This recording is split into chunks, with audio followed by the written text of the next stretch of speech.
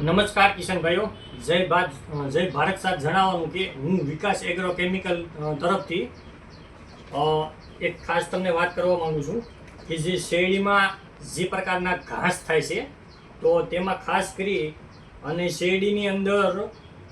મેટ્રીબ્યુઝન 70% WP આવે,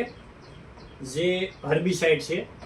કે શેરડીને કોઈ પ્રોબ્લેમ ન આવે અને શેરડીમાં જે પ્રકારના ઘાસ છે મોટી પત્તીના, નાની પત્તીના, પતલી કે લાંબા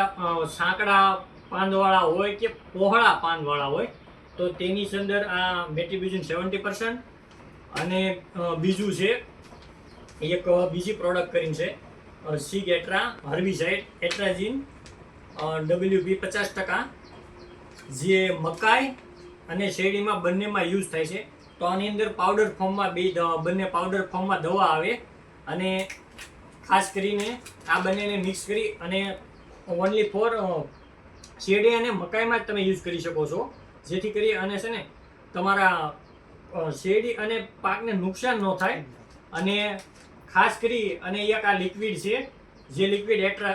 એકવા કે જે પાણીમાં પહેલાં નાખવાનું અને પછી આ બંને દવા છે એ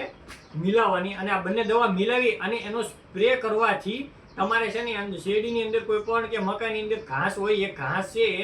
એ સુકાય અને બળી જાય છે અને શેરડી કે મકાઈ હોય તો એવા ક્રોપને કોઈ નુકસાન થતું નથી અને સંપૂર્ણ તમને એનું રિઝલ્ટ સચોટપૂર્ણ અને સારું મળે છે. પણ જેના ડોઝ અને એની માત્રા બહુ કન્ફર્મેશન એટલે કે કમ્પ્લેટ યુઝ કરવી કે ભાઈ આ છે તો 500 ગ્રામ